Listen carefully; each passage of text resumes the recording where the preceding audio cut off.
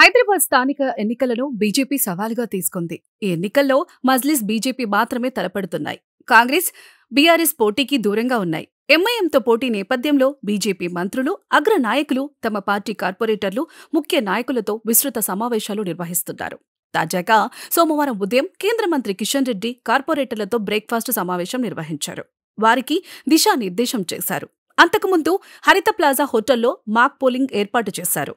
మరోవైపు కేంద్ర సహాయ శాఖ మంత్రి బండి సంజయ్, ఎమ్మెల్సీ అభ్యర్థి డాక్టర్ గౌతమ్రావు కూడా కార్పొరేటర్లు, ముఖ్య నాయకులతో సమావేశాలు నిర్వహిస్తున్నారు. హిందూ వ్యతిరేక పార్టీగా ఎంఐఎంను ప్రచారం చేస్తున్నారు. అలాంటి పార్టీకి బీఆర్ఎస్, కాంగ్రెస్ మద్దతు పలుకుతున్నాయని ఆరోపిస్తున్నారు. తమ పార్టీకి ఓటు వేసే కార్పొరేటర్లను జీహెచ్ఎంసీ ఎన్నికల్లో గెలిపించుకునే బాధ్యతను తీసుకుంటామని బండి సంజయ్ హామీనిస్తున్నారు. హైదరాబాద్ స్థానిక ఎన్నికల ప్రచారంలో భాగంగా మజ్లిస్కు వ్యతిరేకంగా పలుచోట్ల బ్యానర్లు వెలిశాయి. సికింద్రాబాద్, మల్కాజిగిరి, బీజేపీ జిల్లా పరిధిలోని బీఆర్ఎస్, కాంగ్రెస్ కార్పొరేటర్లు ప్రాతినిధ్యం వహిస్తున్న డివిజన్లలో ఈ బ్యానర్లు ఎక్కువగా కనిపిస్తున్నాయి. గౌరవనీయులైన కార్పొరేటర్ గారికి మనవి. హిందూ దేవుళ్లను కించపరుస్తున్న ఎంఐఎంకు ఓటు వేయవద్దు. మీరు తప్పకుండా ఓటింగ్లో పాల్గొనాలి. ఎంఐఎంకు వ్యతిరేకంగా ఓటు వేయాలి అని బ్యానర్లలో పేర్కొన్నారు.